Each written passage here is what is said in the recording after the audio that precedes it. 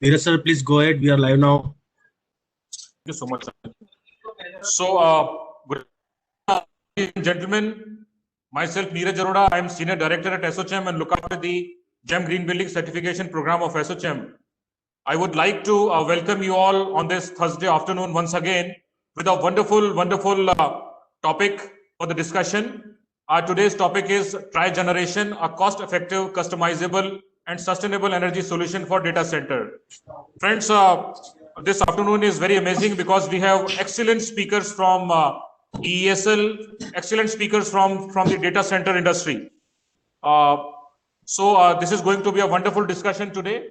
And I would like to share that we have got 700 plus registrations for this webinar. So I am hopeful that we will get something best out of this discussion. I will not take much of your time and will briefly introduce our speakers for the day. We have with us Mr. Saurabh Kumar, Executive Vice Chairperson, EESL Group. He will join us in some time, in just 10-15 minutes. He's on the way.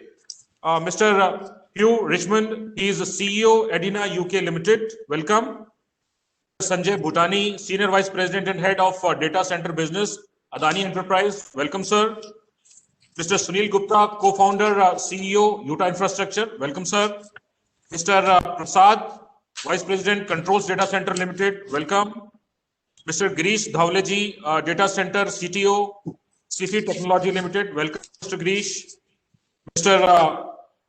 Jayesh Goswami, General Manager Limited. Welcome, Mr. Jayesh. Mr. Pankaj Dharkar, President, Pankaj Dharkar Associates and Chairperson, SOCHM GEM Green Building Council. We have with us Mr. Varun Agrawal, who is the Director and Head at SOCHM Council. So, welcome all the eminent speaker. Now, I would like to invite Mr. Pankaj Dharkar ji. I would like to briefly introduce Mr. Dharkar. Mr. Dharkar will moderate today's session. Mr. Dharkar, as mentioned, is the Chairman of SOCHM's GEM Green Building Council. This around 2.5 years back and doing wonderful since last 2 years. Mr. Dharkar is the President of Pankaj Dharkar and Associates. He is a well-known MEP and green building consultant and provide innovative and sustainable solutions in the field of building engineering services like HVAC, indoor air quality, fire and life safety, electrical, lighting, plumbing, security, renewable. During his rich experience of 40 years, he has successfully designed and coordinated more than 4,000 projects of various applications such as healthcare, pharmaceutical, education, hotels, shopping malls, etc. He is the past president of ISRE, past president of Fire and Security Association of India, and past international president of Fire and Security Association of India. So, sir, over to you. Thank you, Neeraj, for that introduction, and good evening, everyone. Can I have present slide, please? Yeah. Yes, you have, sir.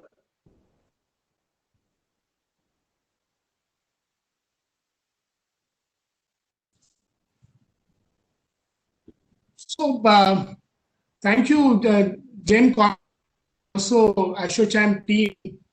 Just to introduce, ASSOCHM GEM is part of ASSOCHM, which is the largest body in India, the Chamber of Commerce, which is serving the nation since 1920 with 400 chambers and 4.5 lakhs members.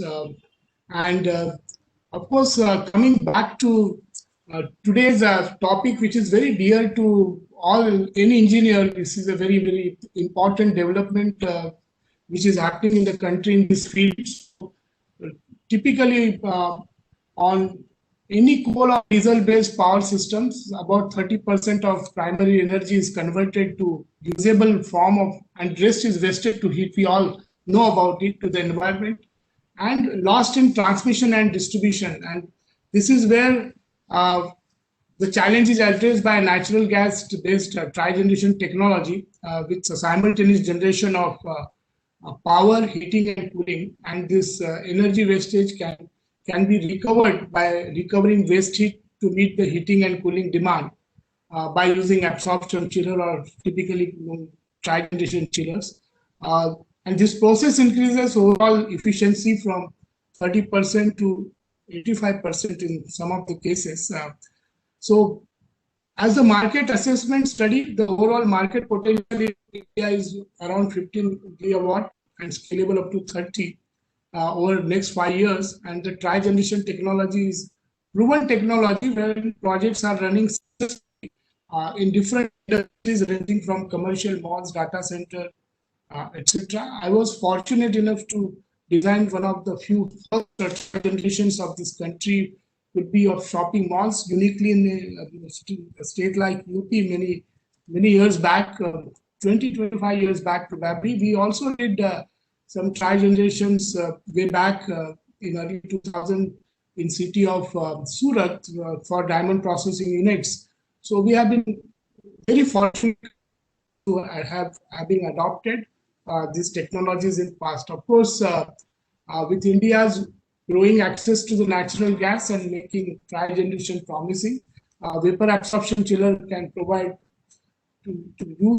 using cooling by utilizing waste heat, and in tri-generation it's operated with water as refrigerant, which is the most green way of serving the nature.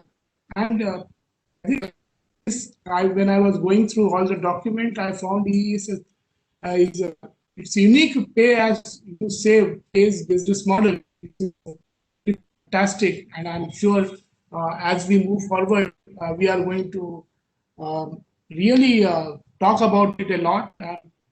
To my knowledge, it was first initiated late 90s, where I just told you some of the projects which I did, and subsequently between 2012 to 15, we saw many installations coming up in Pune, Dinanath Mangeshkar, Tetra Pak, Chakan, Gale, Jubilee Towers in Noida. However, the community of stakeholders like EESL, MEP consultants, equipment manufacturers, gas companies supported by all these policies, and I think if we have hardly discussed this subject in depth and tried to understand the problem. So thanks to all of you on the platform today for taking the time out. And of course, in Europe, USA and China, they have adopted this energy plants and projects. Like we have fantastic examples like Hudson Yard in Manhattan or district energy cooling projects in China, like South China universities have been implementing and enabling net zero efforts. So I think huge energy consumers like hyper data centers have requirement in multiples of 10 megawatts and high cooling loads which focus on low PUE, which is power usage efficiency. Trigen solutions are well suited specifically for Indian climatic conditions. Do not have advantage of alternate cooling technologies like free cooling. Most of our terrain is in high, means either if you go near Mumbai, it is quite humid, or if you are coming towards Delhi, it is a climate which ensures a lot of cooling loads simultaneously. So I think we are going to discuss this interesting topic. Thanks to all panelists. Just to let you know that ASSOCHAM has taken this green initiative to take care of Mother Earth and has formed this sustainability program. Our certification program is very, very transparent, very easy to execute. You can download our reference guide free of cost.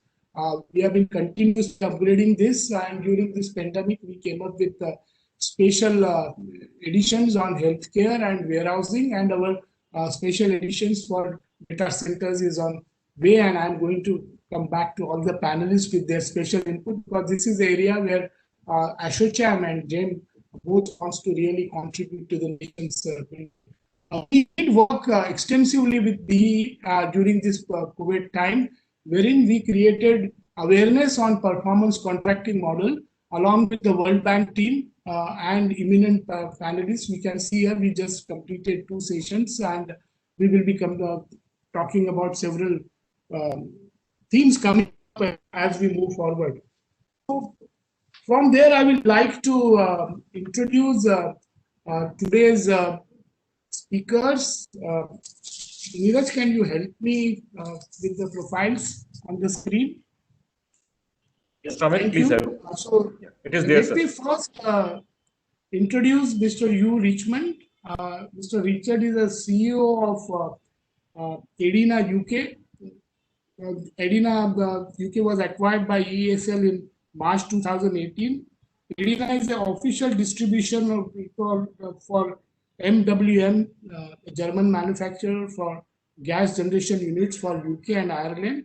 And his business is to provide energy efficient solutions using gas generators and providing operations and maintenance service to clients requiring local electrical power as well as heat or chilling utilizing waste heat from engines, which is trigeneration.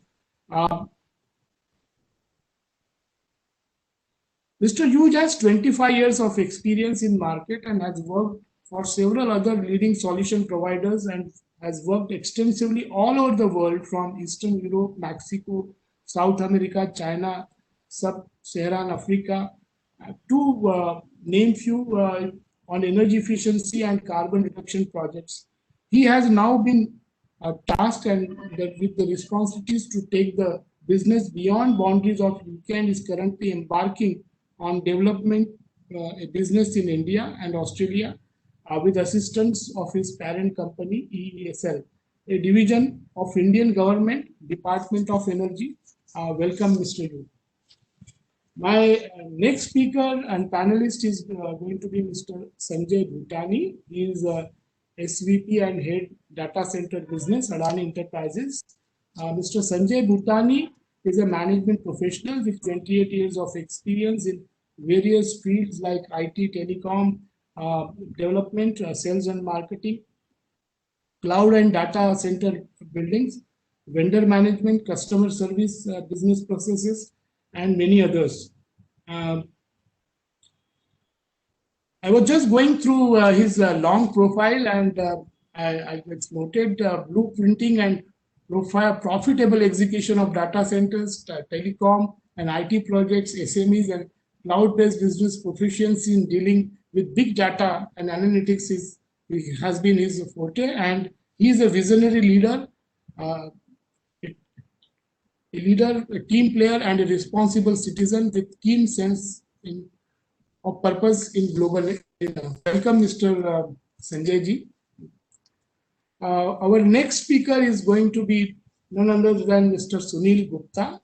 Mr. Sunil Gupta is an engineering graduate from NIT Kurukshetra and a management graduate from Columbia University, New York. Known as India's data center man, he has unmatched experience in data centers, cloud and managed IT services industries, and best known as a person who has built and operated the most number of third-party data centers in India. Sunil Gupta has been featured in illustrious data economy APAC 50 list and one of the 100 personalities to watch out for the next decade who are posed to heavily influence the direction and transformation of global data centers and cloud markets. Mr. Sunil is currently co-founder and CEO of Yotta Infrastructure, a Hiranandani Group company. Thank you, Sunil ji, for taking out time and to be with us. Welcome to you, sir. Our next speaker is Mr. Mvbv Prasad. He is the Vice President, Head DC Operations and Program Management of Control Data Center Limited. Mr. Prasad is currently the Vice President leading operations and program management of DCs across India. He has 20 plus years experience in operations and building of data centers and telecom infrastructure. He has built large data center from concept to completion as a part of program management, and he manages customer life cycle hyperscaler, BFSI and corporates. He is well versed with open access policies and requirements for source renewable power to the extent of 250 MWp. His competitiveness includes his interest in sustainability, project management, energy optimization, carbon food reduction, and water footprint reduction. Welcome, sir, Prasad ji.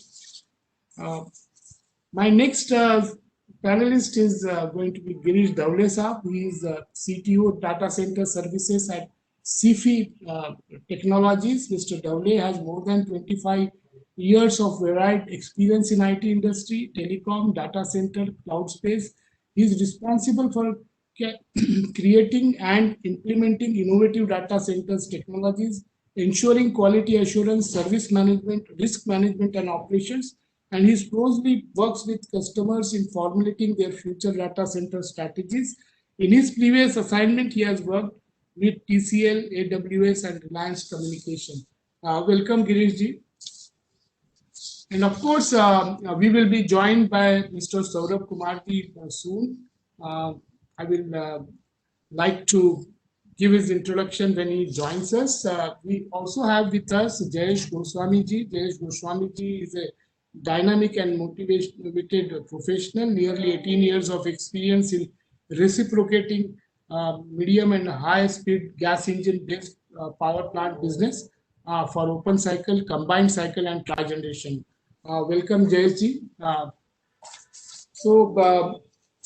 I would like to move to our interesting session now, and I would like to start with Mr. Hugh Richmond. You, sir, how much area and space is required to set up a tri-generation plant, and how does it depends on capacities and plant sizes? So people have a perception that you require acres of spaces. So I just wanted you to clarify, give a general kind of sense of space requirement. That could be fine. Specifically to data centers, yes.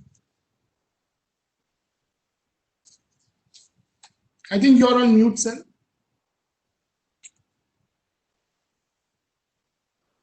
Is that better? Yes, yes, we can. Good.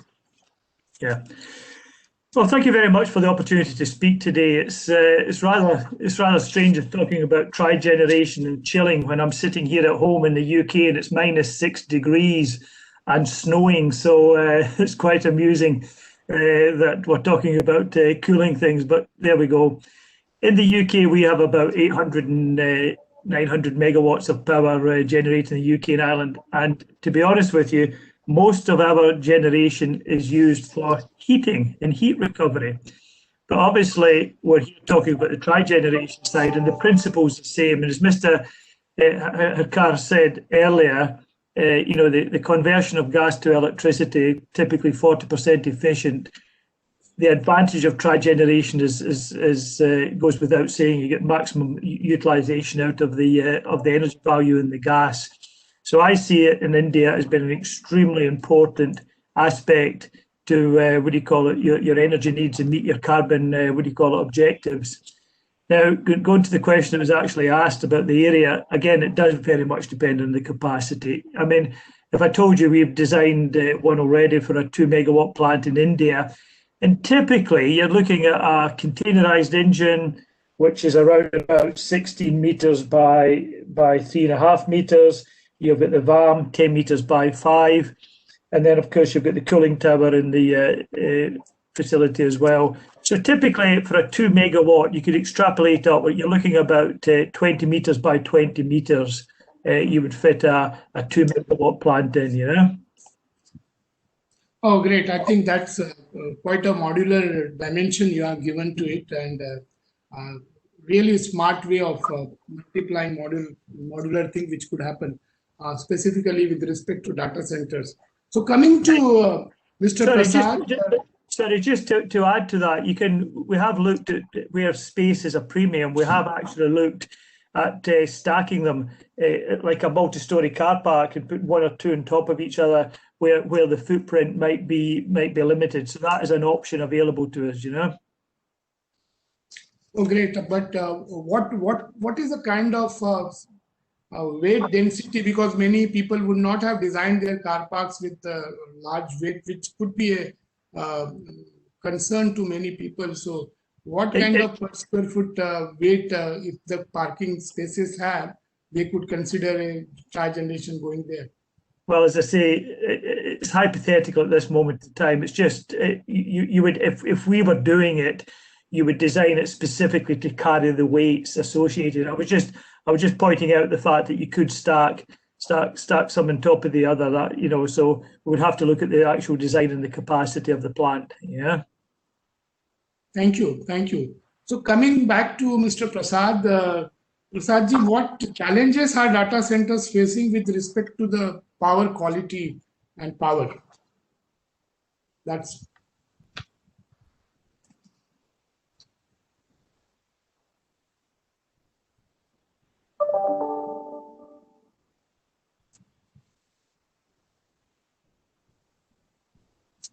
sir is on mute, or we should. Yeah. Mr. Prasad?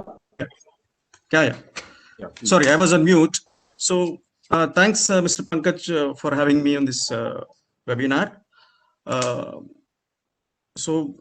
work for CtrlS Data Center. We manage data centers across the 4 locations in the country. So coming to the question, currently we are sourcing power from the grid in India. Okay. So in the grid power, it's quite unstable. The quality of power is a challenge. We get the reliability is a challenge. This is becoming a very big issue for us when the volumes of the data center is going up and up. When you see, because of the reliability issues, we are putting up backup generators. And the generators, you can imagine, maybe once 50 megawatt data center, you can imagine 25 DG sets kicking in at a time, and the power failure is there. So it's a time for us to look at grid-free, grid-independent power generation source. Maybe I'm excited that trigeneration could be one of the options which we can look upon. Thank you. I think it's very, very important that you used grid independent, and yes, certain areas of the country are still having problems in quality and quality of power, which is of extreme importance to the data center.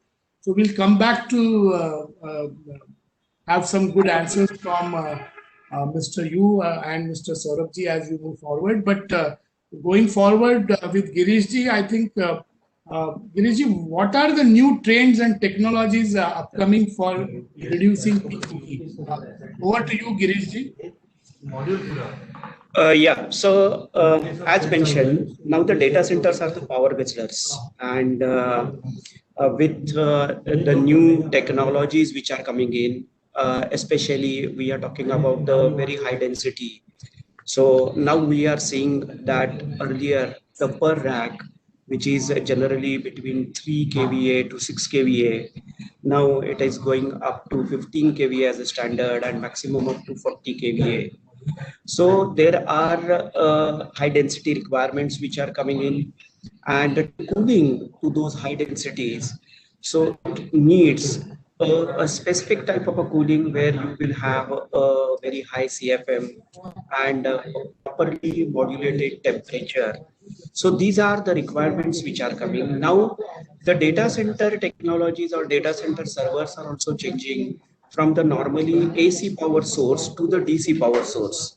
So with a DC power source, you will have your power bank within the server rack itself.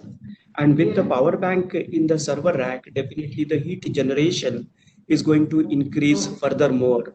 So these technologies which are changing. So how the trigeneration will help out to give the sufficient cooling within available footprint to the new coming technologies. So Girish, I think while trigeneration is focused around generating the chilled water, your challenges of low side, which is on the air distribution side, or there could be several radiant way of chilling, do not change with whether it is our electrical driven chillers or it is a trigeneration machine. What we are really focusing is how the quality of power and generation of chilled water, which can be really done economically and also save huge losses nation in terms of wastage of heat and energy. I think your challenge on the data center side on the air distribution remains the same with any technology you produce chilled water. That's my take. And of course, if I'm sure all of you will endorse that. The other question, sir, I will like to take for you, which is next there, to cater high density racks, how new design data centers are geared up. I mean, you have a great experience. I was just going to. Yeah. Prior to going to the second question, the sub questions to my earlier one is on the PUE, that is power utilization effectiveness. So currently with the traditional technologies which are available, with your water-cooled chillers or air-cooled chillers or your DX type machines, that is direct heat exchanger machines. Now, data centers can able to achieve the best PUE in terms of 1.35 to 1.38, where your utilization or the heat load is at a peak. So with this trigeneration, what we are targeting and how this will help in reducing the PUE? So of course, I will ask you as an expert to comment on this. To me, sir, the production of chill water is something where we have a different technology. Again, I'm saying, sir, that you could have high delta T here, with, which can complement the design of low side, as you have been very successfully upgrading constantly. And the technology will give you a stepless control. So that will also complement on the high side of. But you, will you like to comment on this? In respect to the reliability of the engines to produce the chilled water, is that the question? Sorry, it was a bad reception there. Yeah. Okay. So sorry. Does that satisfy you, sir, PPG? The question is more related to the power utilization effectiveness. So when we talk about the trigeneration, so from the current technologies which are available, either it is a water-cooled chiller, air-cooled chiller, or the direct heat exchanger based cooling, when we go to the trigeneration technology, what will be the benefits which we will be getting from the power utilization effectiveness or the PUE figures? That is what my question is. Right. Well, I'm just familiar with the amount of heat that an engine can produce. What do you call it? Obviously, it's using the what do you call it? Heat exchanger cooling system is the experience that we're looking at this moment in time, is utilizing the heat. And you know, apart from the engine's ability to produce that amount of heat, from a reliability point of view, you're looking at gas engines having typical reliabilities of 94 to 95% reliability, and obviously from a data center's point of view, resilience and reliability is absolutely super critical. So from an engine gas point of view, you'll be looking at an N+1 or an N+2/3 solution, depending on the situation, what do you call it, in the space that you've got available and how much reliability you need at the data centers. I mean, I've been speaking to some data centers that are requiring 99.98% availability.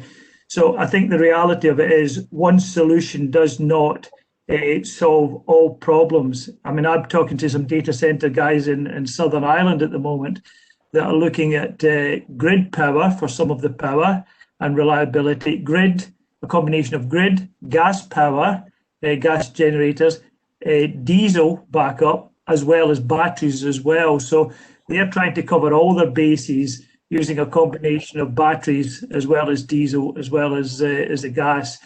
But the drivers in the UK at the moment is not so much the heat recovery, but the current high levels of electricity from the grid and reliability and the ability for the grid to supply that amount of electricity.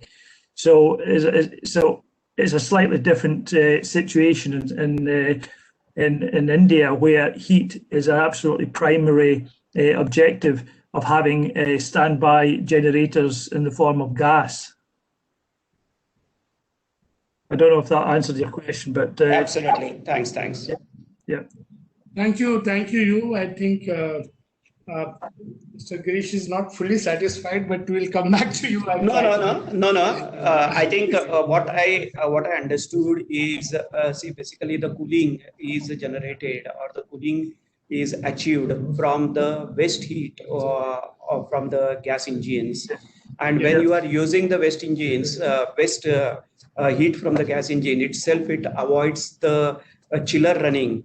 Okay, that way we are reducing the current consumptions which is happening for the chillers, okay, or any other media. So absolutely the PUE will be very low. So I think I got the right answers what I was looking for. So thank you very much. Thanks. Thank you. Moving to Mr. Sunil Gupta ji. Sunil ji, how crucial are the power and chilling requirements for data center? Thank you, Pankaj ji. I think this is a very, very obvious questions to almost all the panelists, and I'm sure for most of the attendees as well who are connected to the data center ecosystem, either as a provider or as a customer or as a vendor partner. As we all know, data centers are running the whole digital economy of any country.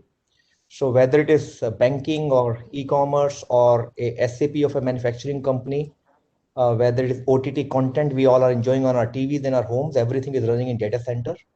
And even if we go by some recent examples of some downtimes of some major banks, we all know what can happen to a country's economy in case even if there is a single minute of downtime of data centers. In a data center building, as we all know, there are very little people who sit. There may be very large building, but those buildings are for equipment. They are factories of modern day.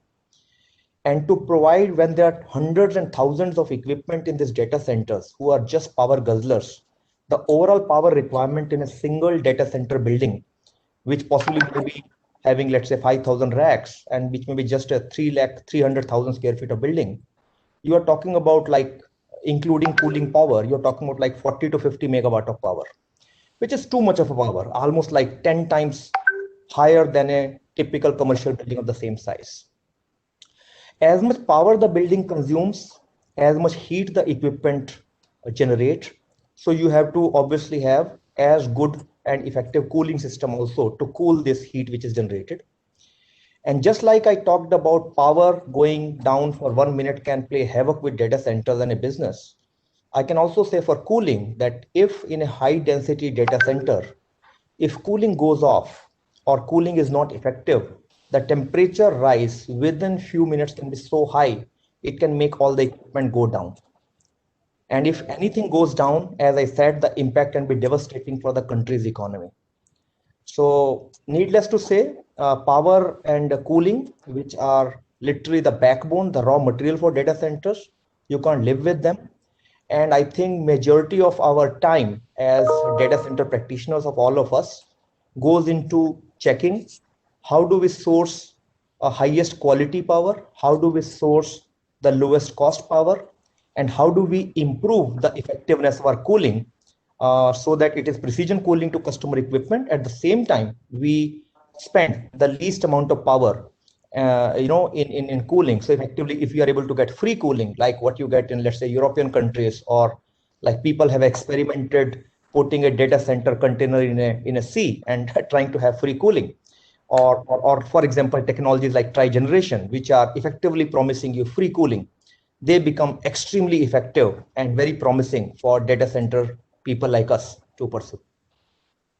Thank you, Sunil. I think Trigeneration can do magic to your problems, but would you like to enlist us major challenges you face with respect to power and chilling currently?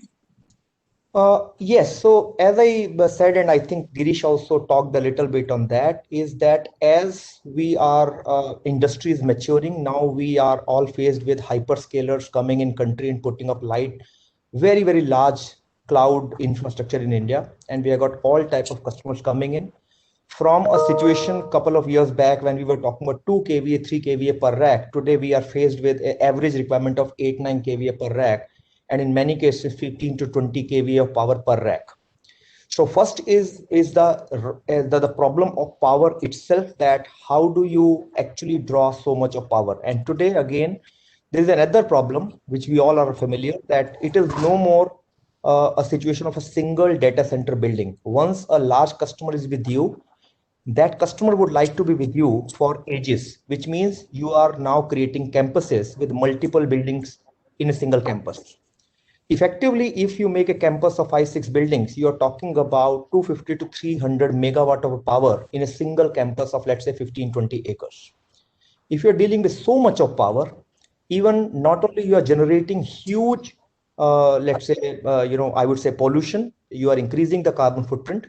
So quality of power for powering such type of data center clusters become very, very important. It is a big challenge that you are creating so much of carbon.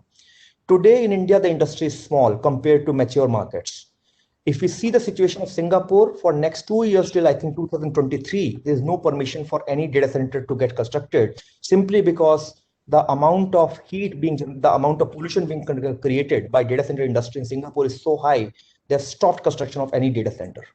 Very shortly, these things, as we make in the next 5 years, I think the amount of capacity we all are going to collectively make in India, it is going to be anytime a citizen group or any type of movement will come where people will say, Mr. Data Centers, you cannot create so much of pollution.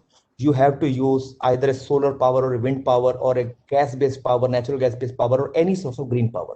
So that may not be a problem today, the quality of power, but it's going to be a problem very, very shortly for all of us. And secondly, sir, as I said, the cost of power, whether it is the cost of raw power we are getting from utility providers today, that itself need to come down. In India, it is one of the highest compared to rest of the world. But also the second and more important point I would say is the power which we are putting in to cool our data centers. The power going towards cooling is literally a waste. It's an overhead. So as much we can make our cooling system efficient, as much as we are able to draw on free cooling, again, I'm emphasizing on, a solution like Trigeneration, which, see, we are not in Europe, so we can't really have a free cooling from opening the windows, right? So naturally, if we are able to get systems like Trigeneration, one of the big problem of cost of power, because then you are able to reduce the power or maybe eliminate the power needed, which is required for cooling, which even if we make in a weather like Mumbai, if you are putting 100 units of power for, let's say, IT load, you spend at least 55 to 60 extra units for cooling. So that is a big challenge, because that is a cost also. So if you are able to reduce or eliminate the need of having to power your cooling systems by a promising technology like Trigeneration, that can be very, very helpful in handling our challenge of cooling and reducing the cost of power.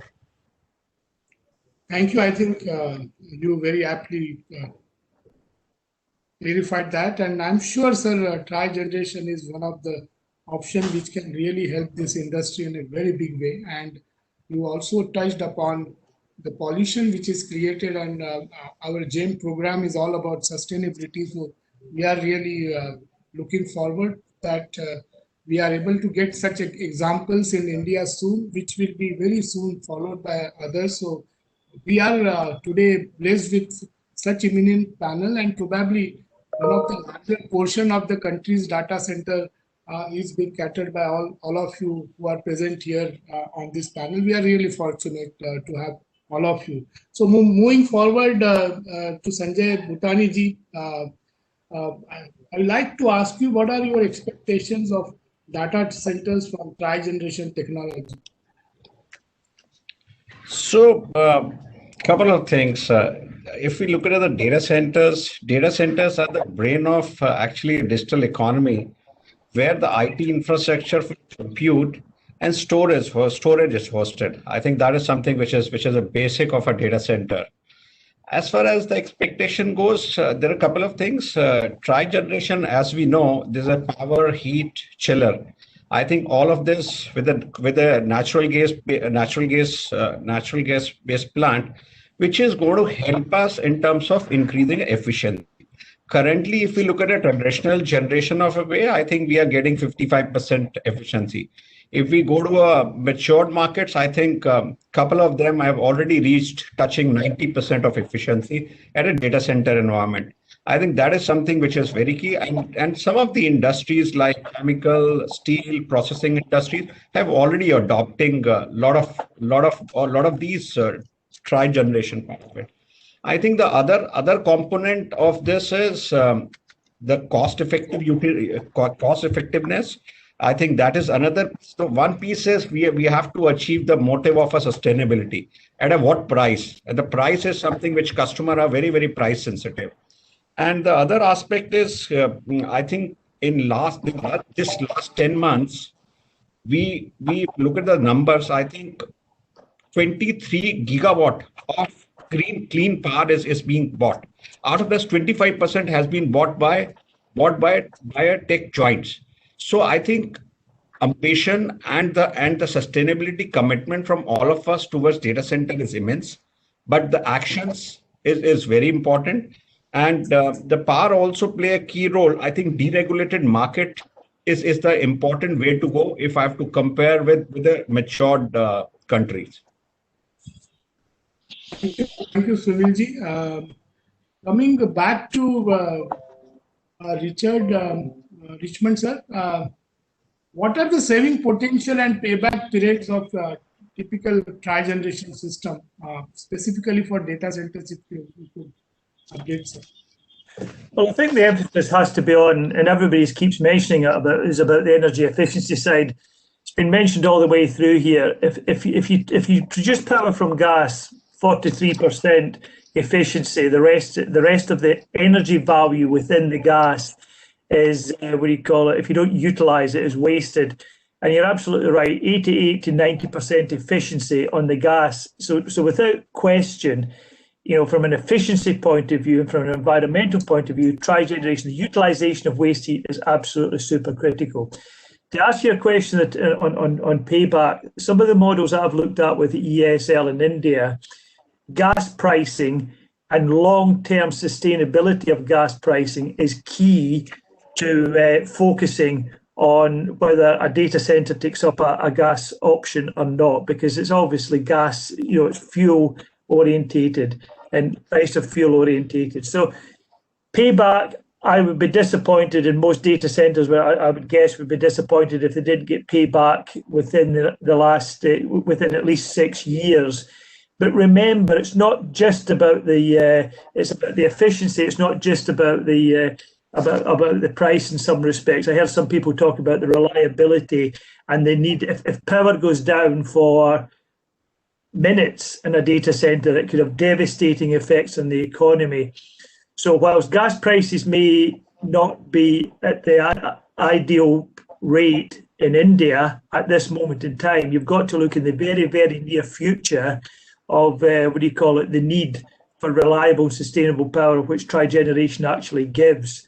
So there's a combination. But to answer your specific question, I'd be disappointed if payback wasn't within 6 years. But it's very much a grid power and grid power price and gas price driven. Yeah. So how do you see the reliability as compared to grid power? Because there were questions earlier raised by some of the panelists. Yeah, engines are engines. Engines break down. No matter what happens, it's like a car can break down. You can have a brand new car, it can break down. So the data centers are very, very demanding, as mentioned earlier. The sort of typical 99.98% availability. So therefore, one solution does not fit all. You would, even if you put in tri-generation, you would still need to have some sort of standby in those unlikely events whereby you have substantial number of engines go down. Hence the reason why you may have a 20 megawatt requirement, but you may install 28 megawatts. So you've got a standby. But again, gas engines take a little period of time to ramp up. So if there's a sudden failure from the grid, or you have a sudden requirements, you have to still have your diesel, your rapid diesel backup. That's why I said earlier, some people are looking at still requiring diesel for backup, still requiring perhaps battery technology, some form of grid connection would be not necessarily running the what they call an island mode on its own. Some sort of synchronization with the grid would always be useful. So there's a combination, and each data center will have its own requirements. So if we went in as EESL to look at a data center as a trigeneration, then there's a number of factors to be looked at. But the underlying thing to realize is that if the majority of the power can come from the engine, that's under the data center and the operator's control. We don't have the same control over the national grid network. So from a data center's point of view and security, then I think the gas solution and trigeneration solution is probably a safe option, but clearly there still has to be the necessary backups, Okay. Thank you. Thank you. I think so. You said that backup is recommended to be given from the grid. Yep. Thank you. Thank you. Moving back to Mr. Prasad. So what do you think, Prasad Sahab, are challenges on data centers are facing in reducing the carbon footprint? Yeah, when you look at the reduction of carbon footprint, so we generally obviously look at sourcing power from renewable energy. Okay. In India, we need to have source energy from the third party, or we can build on our own transport power from the location where we have installed and bring it here. I see a big challenge in the regulations where the transportation of power from where the generation is happening to the point of consumption. A lot of regulations are there in place wherein we are not able to make our ambition of having 100% green power. Because of, for example, in some states, we can source only 40% of the renewable energy, which is hampering our objective of going to the green power. So this is where I see a huge challenge in reducing the carbon footprint of data centers. And I see probably trigeneration could be one of the options for us to work on the reduction of carbon footprint. Gauravji, I think I have a coming from what Prasadji just now said. So what are the regulatory approvals required to set up a trigeneration system? I think that could be very enlightening to all panel participants and panelists also, and maybe me also. So, because that is something which is a very sensitive issue which Mr. Prasad touched. So, could you just clarify, sir?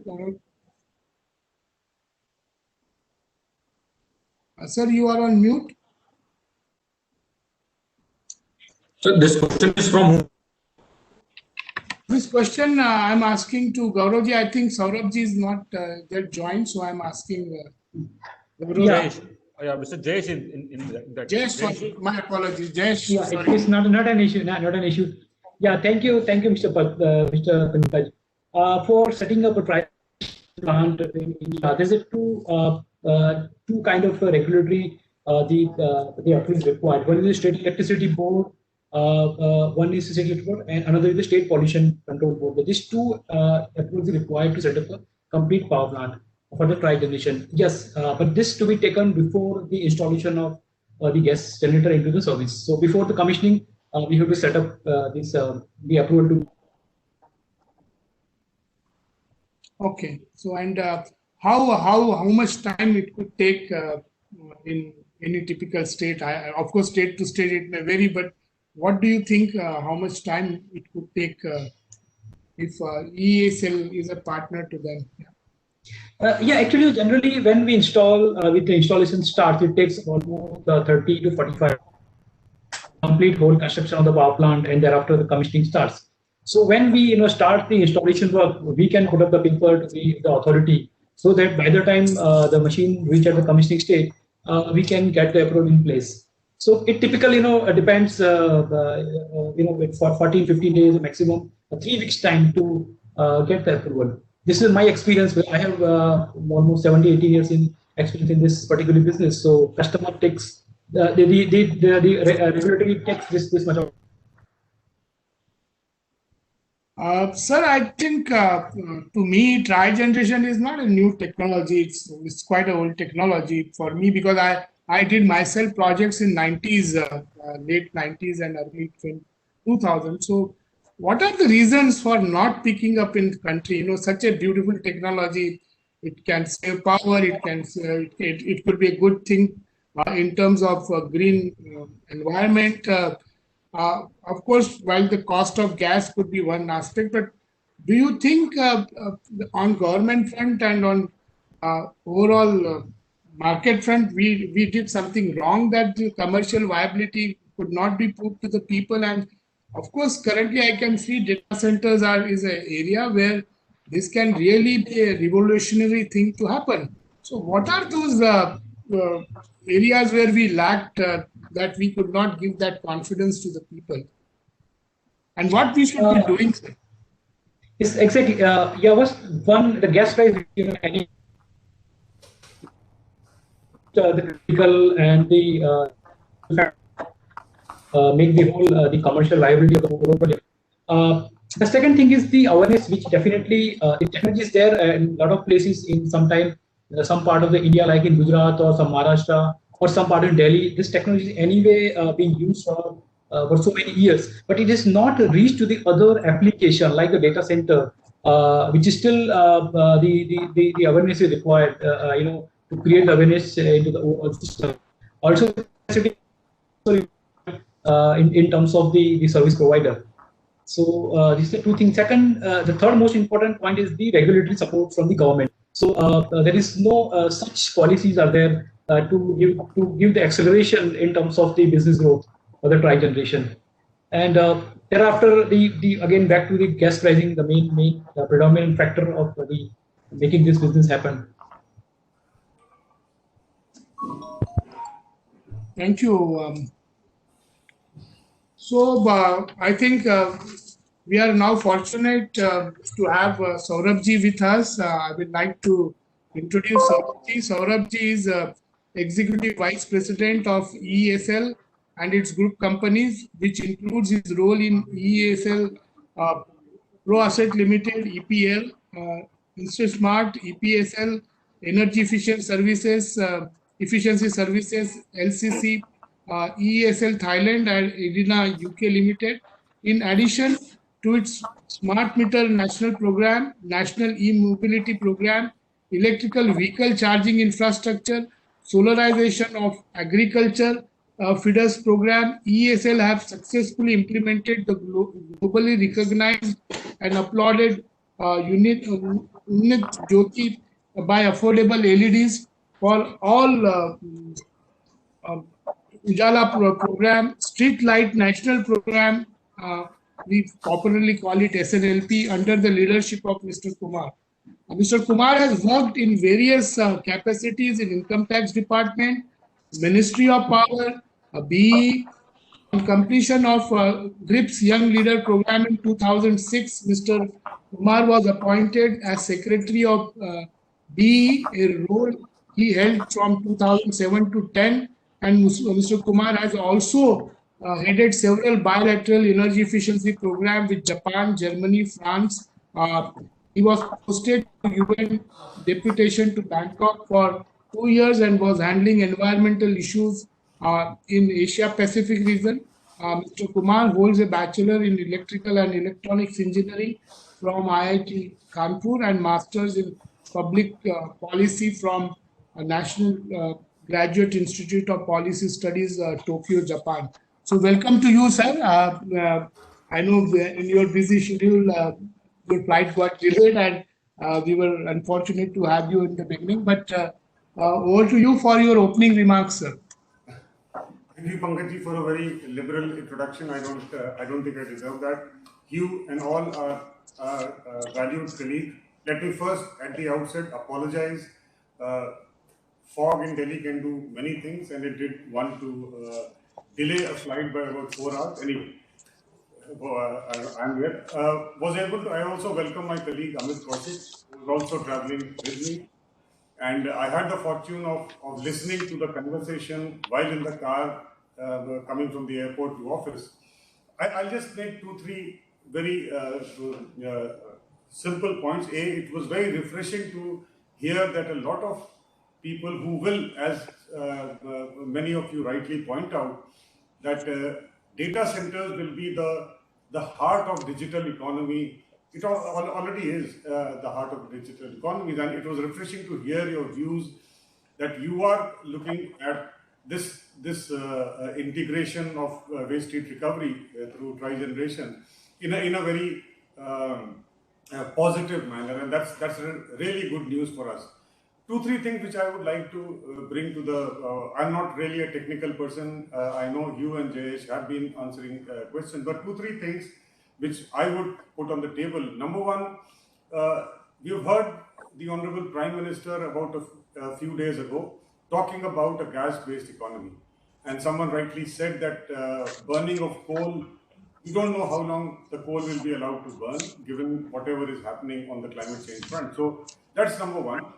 Number two is a very recent announcement in the budget of the Honorable Finance Minister, and I'm sure all of us would have seen that.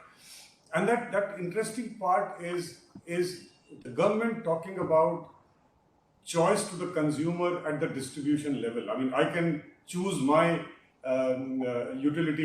electricity utility provider, something that exists in the UK, has been talked about in India for a long time. And therefore, what it would possibly lead to is a separation of content and carriage. And why I'm putting all this thing on the table is so these two are extremely critical things. Number 3 is, given that coal will be something which will remain the backbone of our power generation for times to come, at least for the next decade or so. But successively, if you see in the last 5 to 6 years, a carbon tax has been levied on coal, which is only increasing every budget. So why I'm putting all these things on the table? Because I've heard the debate about and I'll come to first instance on commercial viability. I presume the technical aspects, because I know Hugh and Edina has been running these trigeneration things, not just in data centers, but many other places in Ireland and UK. So a view has to be taken from a longer term perspective, and that's what I wanted to talk about. Yes, today we may be just at the margins of economic viability, given that gas prices may not be as comfortable as they are today. And that weans away a lot of people. Now, given that, let's say, I heard that in a 15-20 acre campus, you could have as much as 250 megawatt of requirement of power. Now, if I go with you and Hugh with 250 megawatt, I don't know how much of gas it'll consume, but I presume it will be a fair number. If I go to Gale or any other gas service provider and talk about a 250 megawatt at one place, as against a 2 to 5 megawatt, the difference in gas prices, both in terms of what kind of price and to what extent that price will hold, will materially change. So it's a bit of a chicken and egg. I mean, do we wait for the prices to fall, which is in no one's control, or do we take a kind of a pledge or the next step that we 10 people or 5 people in data center, next few data centers, 200 megawatt, we along with EESL Edina have this package, go to the utility, gas utility, maybe things have become very different. And we have seen this happening. We have seen this happening in Andaman and Nicobar Island, where there is no gas pipeline. We, Hugh, Jayesh and Amit worked with IOCL, and today we have a solution, LNG based, which is very, very different from what it was when we were discussing maybe a couple of megawatts. Today we are talking about 62 megawatt. So my suggestion, request would be, and we will be very happy to take up this if there is a general agreement, that let's not wait for the prices. I mean, commercial viability, it may be cheaper with coal power today, but certainly it's not going to be cheaper in the days to come. Yes, solar and wind are options, but are they really the options for data centers? I don't know. I mean, with such intermittencies in their production, I really don't know. The other thing is, then if you were to move not to gas and to renewables, batteries have to become reality in data centers. Now, the battery itself will add a humongous amount of cost. So, as I said, if you look at the things, what the government is doing, where the international climate policy is moving towards, I think we will be very encouraged if a set of industries, data centers join hands together and we collectively go to a gas utility as far as the prices are concerned. One thing which I can assure you, as far as the technical engineering expertise is concerned, led by Hugh, I think we have the brilliant set of engineers anywhere in the world, and hopefully, as and when the lockdown goes out, I would invite all of you to visit our facilities in Belfast, and you will yourself see one of the most difficult projects in the UK, which is now being touted as an engineering marvel. Heart of London was accomplished by Hugh and his team. So on the technical side of it, I can assure you that you will not find a better dispensation that we have. So let me stop here, and if there are any questions or anybody else wants to pick up on this. But once again, my apologies for coming in late, and it's always a pleasure to join a panel as high valued as we have today. Saurabh, thank you very much for that remarks. And of course, I have some questions which I just picked up from the box. And they are genuine questions, because when I was working on gas-based systems right from 90s, sir, specifically in city of Surat for diamond processing, always a gas company was saying that the gas line may not be 99.9% guaranteed. There could be few hours for maintenance. They may cut down the gas line, and that's whenever they give a contract, this clause was always there. To a diamond industry, it was not mattering me, but when I do it for data center, and our heart is going to be trigeneration for generating power, can there be some agreements with gas authorities? Because there are some questions coming from the audiences that if there is a gas cutoff for some time, how does the Trigen will handle the continuity of power and cooling for data center? Because we were listening to all our panelists, and we all know that if anything happens to quality of power, continuity of power, or quality of cooling, it can mean a huge loss to the data center and to the nation also. So how can we protect this when our heart will go to gas-based system? I think, do you mind if I answer that question? So, yeah. Hello, can you hear me? Yeah, go ahead. Look, I think the expression I used earlier was one size doesn't fit all. As I said, recently I've been in discussions only last week with some guys in Southern Ireland who are very, very concerned about what happens if the grid network goes down, what happens if the gas network goes down, what happens if this happens and that happens. So one size doesn't fit all. The technologies are around us now. Ideally, trigeneration gives you the cooling, gives you the power. The grid, some grid backup. We're talking about putting the diesel engines are still there. The battery systems are still there. So it's about a case of taking a holistic view of all the technologies around us, having a sort of trigen-based technology and having it backed up, whether it be through diesel, whether it be through, batteries.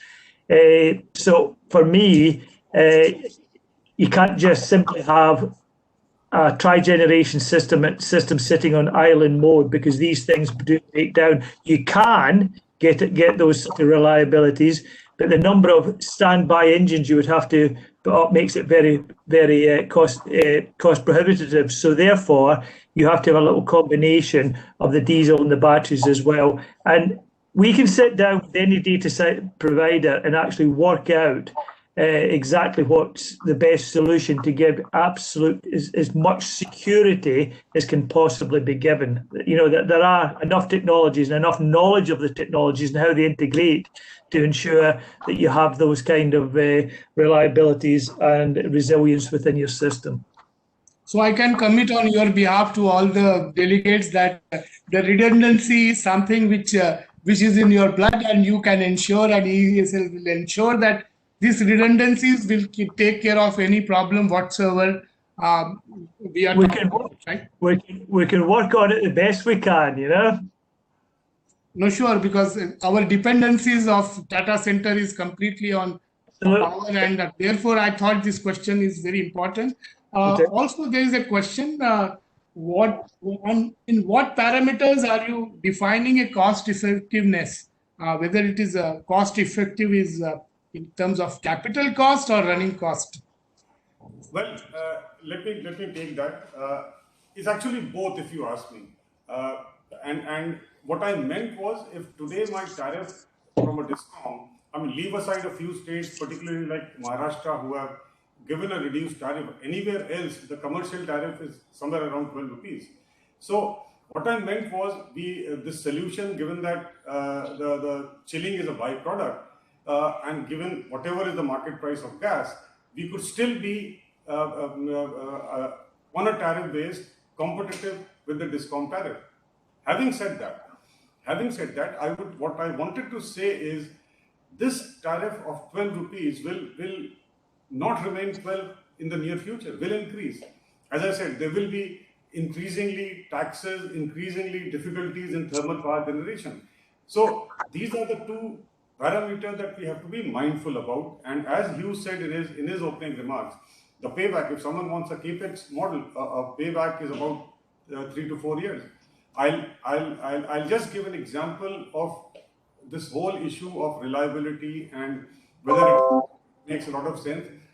In Gurgaon, there is this DLF Cyber City, which houses all the major IT giants, is being run by a 40 megawatt trigeneration for the last 7 to 8 years. So it is not that things cannot happen; they are happening. Yes, there will be redundancy. The question, Pankaj, that you asked earlier, whether 99% gas, forget about the energy. Did we ask the same question when we took a grid connection? Yes, same things apply for grid as well. So what I'm trying to say, that we have to be slightly more open. We are willing to work with 4 or 5 people who are willing to take that risk with us. We will make sure that we provide them this platform, this service in a manner which is as good, if not better, than whatever is being used by any data center, at least for the people who are present in the room. I think, Saurabh, I want to add to this. I think clearly I can echo what you're saying in terms of data center. Clearly, when we started a journey, now we have evolved and we have gone to states, we have gone to federal government in terms of policy advocacy. I think with the evolving new technology, if in the beginning itself we go to a state government or a central government and we can appeal for a policy which can help us to reduce overheads or a cost, which is a key. That's one part of it. And the second part of it, in terms of if we can have aggregators who can work on behalf of this industry, right? Instead of everyone doing it in a piecemeal, may not help and may not serve the larger purpose of the industry. I think these kind of initiatives with all of us there can help us to move fast. Yeah. So let me just Sanjay, there is a question to you. Sorry, my apologies. Saurabh ji, you were saying something. Just to add on to what Mr. Bhutani said, and that's why we are very happy that ASSOCHAM is there today. We would request and hope, and we want to work together with ASSOCHAM to A, do the aggregation part, B, be the voice for the government. I mean, ASSOCHAM is a big platform which can take all our voices together collectively to the government for policy change. So that's what I wanted to say. I completely agree with Mr. Bhutani. Yes, sir. Well, agreed. Together we will do that, and we are so delighted that EESL has come forward and joined hands with ASSOCHAM, and on behalf of all 450,000 members, I'm assuring you that our forum will do best. But I think it will be a joint effort with all the people on this panel. You yourself and ASSOCHAM GEM can do it. Sanjay, there was a good question for you. How has Adani made a green power data center? Is it by using a solar power, which is mainly offsite power, or through solar PV set up elsewhere? What was the strategies adopted? So there were some good questions I thought I must ask you. So I respect the very good question. So just to clarify, we are getting into a data center business, and a couple of our sites have started in terms of construction. We have not commenced the operation of data center. We, being a green power company, 14 gigawatt plus green power, especially on a solar side, we have done to a nation a lot of stuff. I think our objective is, when we start operations of our data center, it will be 100%, almost close to 100%, given a policy advocacy works for all the states. We will be having a green data center, very, very effective power solution. So to answer this question, we have not commenced operation, but yeah, when we commence operation, it will be definitely a solar and wind and a hybrid combination, which is going to work in our data center. Great, sir. And I think you can add Trigen also there to complement your sustainability mission for the nation. So coming back to Saurabh bhai, I think there are questions. Are there any agreements with natural gas suppliers in terms of long-term price contract, say for 10 years? Are there any discussions happening with them? So we have had discussions. In fact, we are trying to have a joint venture with Gas Authority of India Limited, precisely to overcome this whole problem of long-term availability of gas. The problem is, as of now, GAIL also does not have a long-term visibility on prices. They have a long-term visibility on volumes. But we are working with them. We have reached about 5 or 6 years of commitment that they are willing to provide. But we are pushing them hard to give a 10-year kind of a commitment. Thank you. I think that answers that question. What is the minimum capacity of Trigen that can be installed? This is a question from the audience. The minimum, did you say the minimum? Minimum, yes, minimum. Well, from my product range, I could go down to as low as 400 kilowatts. And you could go up to, with a range from 400 kilowatts to a meg, to 2 meg, to 4 meg, right up to 10 meg. But that's about the range from a spark ignition engine point of view, you know? Okay, I think I have many questions here, Neeraj, but I think we are running out of time. I would like to take quickly closing comments from all the panelists, starting you, Hugh, and the other panelists.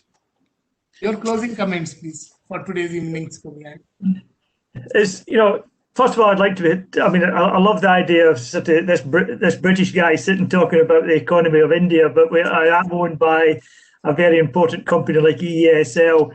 I love their vision. I love their forecast for the future. Mr. Saurabh is absolutely right. Power prices will not always be low. Gas prices will not always be at the levels they are. We have to be very, very mindful that to come up with solutions and address the environment and all the concerns that everybody's got in the world of global warming, we have to have a combination of power options. And as far as I'm concerned, when it comes to trigeneration, the utilization of the waste heat off of the engine and taking a cubic meter of gas to an efficiency to get the energy efficiency up to 90% of the energy value of that gas is absolutely super critical to to achieve some of our objectives and working more efficiently. And as I said earlier, one solution doesn't fit all. There's a combination of solar, a combination of wind, gas. Coal, as coal gets slowly squeezed out of the mix. We just need to be more and more inventive and keep an open mind. But the government needs to keep pace, and the Indian government needs to keep pace with the legislation and the changes that are going on, and make it and create the legislative environment where there's freedom to have these options. Thank you for your closing comments. Sanjay ji, over to you. Sanjay Bhutani ji.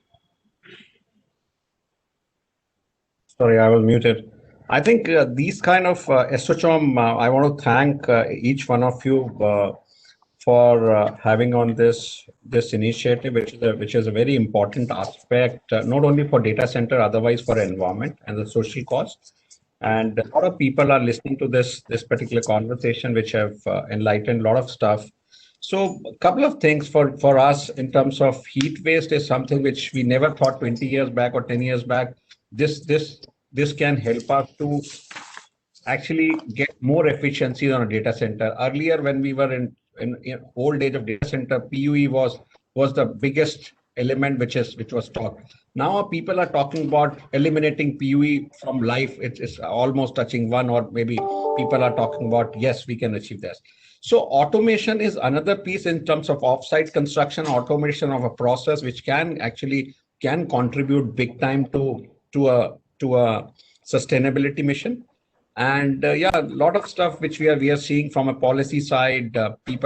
Government is very supportive in this, and people are coming out with a larger campuses because of all these initiatives. I see a very bright future from a sustainability perspective, and we are going to compete with the countries like US and some other countries like Australia, those who are much ahead on curve from a sustainability perspective. Yeah, and tech joints are looking forward, and they are actually watching very, very carefully our actions which we are taking, and people are cognizant of these actions, and that's the reason data center is growing at a fastest rate as compared to other continents.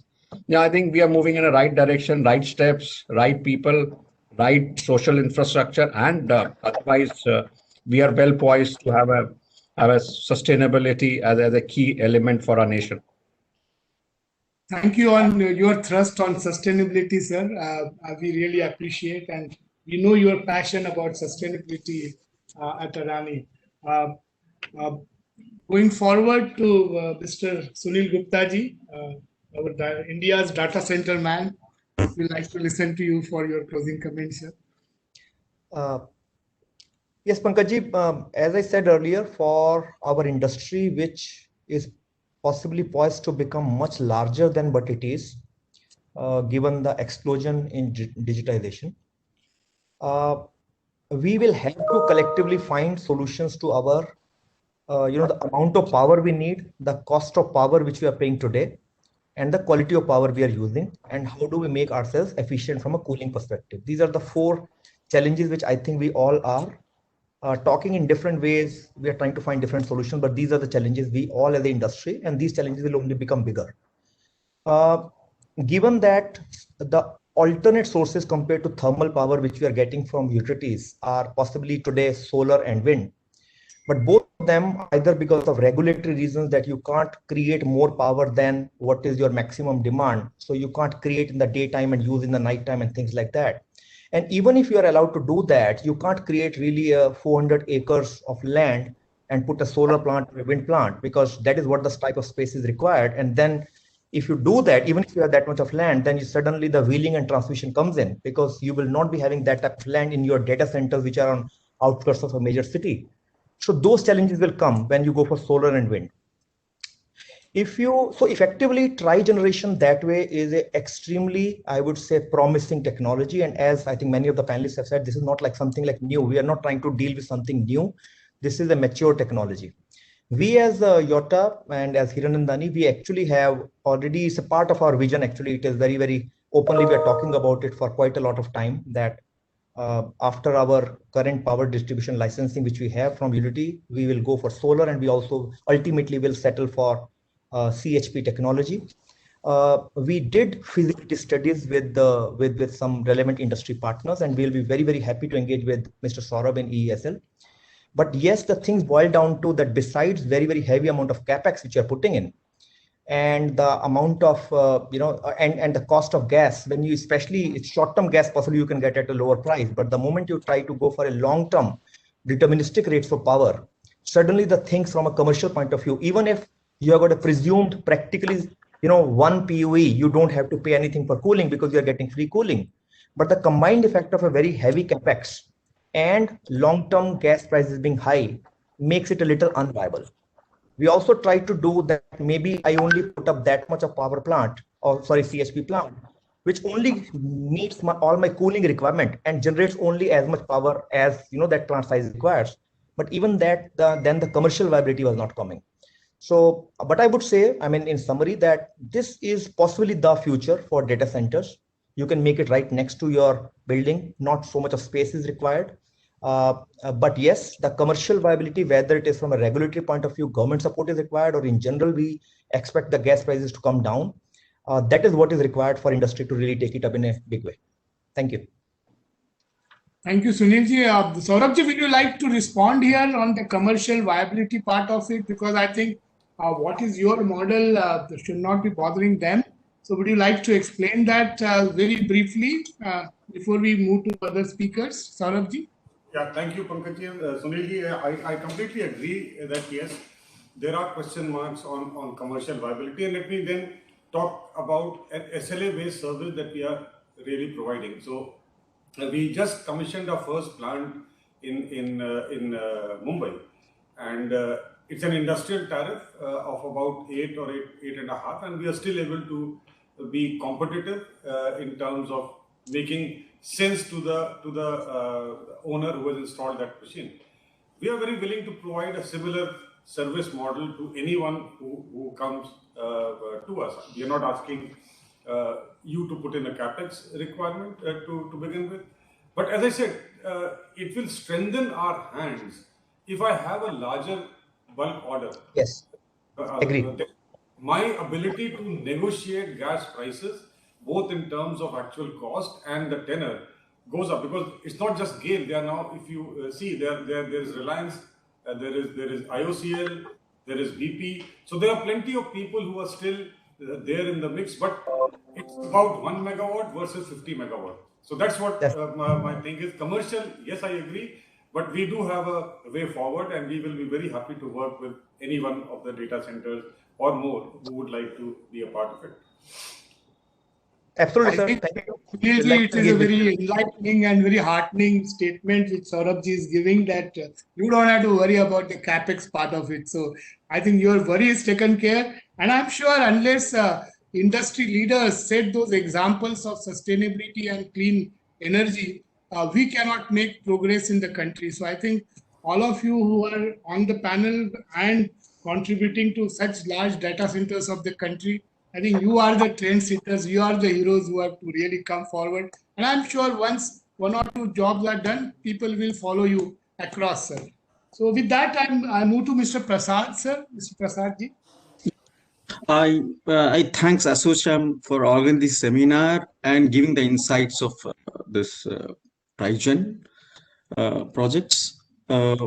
As CtrlS, we are ready to work with EESL and see how our data centers can become more sustainable and work towards the carbon reduction strategy towards that.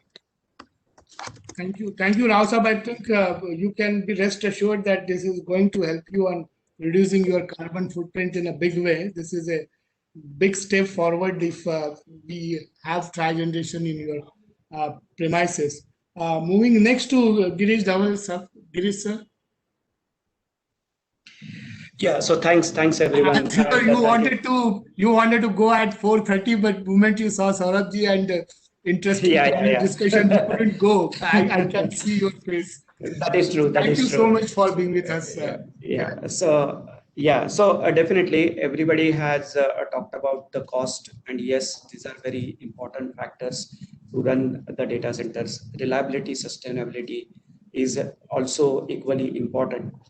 Now, we all are open for the new technologies because we know in the data center market, the challenges are ever increasing day per day. The customers who are coming are demanding more and more in terms of the power, more and more in terms of the SLA. So two ways this technology can be well adopted. One is definitely the cost and sustainability, but second thing is also the digestion from the customers. Because currently most of the co-location data centers are built with the suggestions and the inputs coming from the customers as well. Because sometimes they define what the design requirement is, they define what is the infrastructure requirement is. So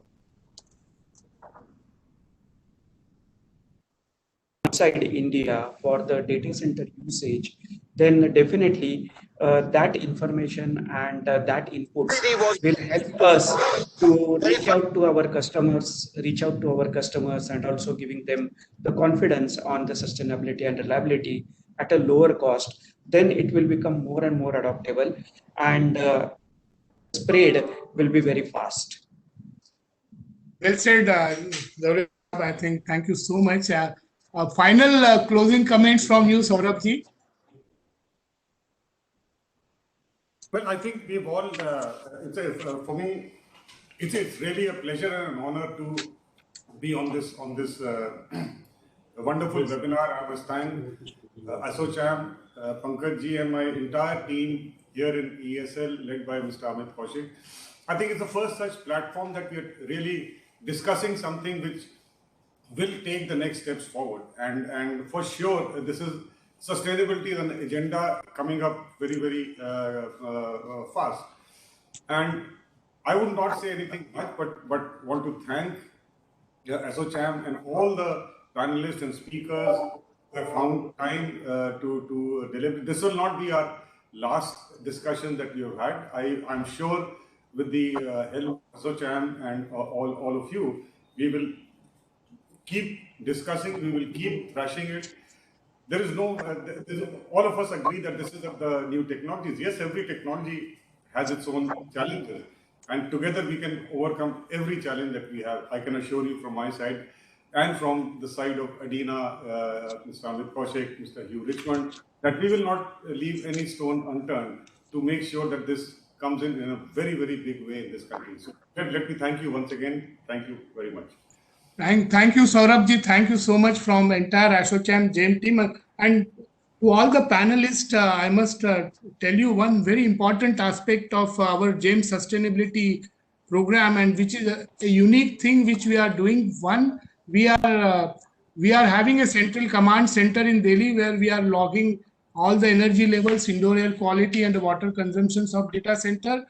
But another important thing which is extremely important for data center is about the fire and life safety. So we are linking our certification also to the fire and life safety. And one of these days, sir, we will come back to all the panelists from the data center industry with ASSOCHAM, with Fire and Security Association of India to have some interesting deliberations on data center life safety and security of entire property. So it is a very important subject. But what I wanted to tell people is we are not only ensuring that the energy levels, the indoor air quality level and water sustainability address, but fire and life safety of the property is also ensured in this certification. So with that, I think I will like to sign off. We are at sharp 5:01. So thank you very much for interesting debate. And I'm sure we all have learned a lot today with the help of so many eminent panelists. Thank you so much. Thanks, EESL and thank you. Us from -6 degrees from UK. Special thanks to you. Thank you. So much. Thank you very much. Bye. Thank you. Bye. Bye-bye. Amit, please close the session. Yeah. Thank you. Bye-bye. Thank you.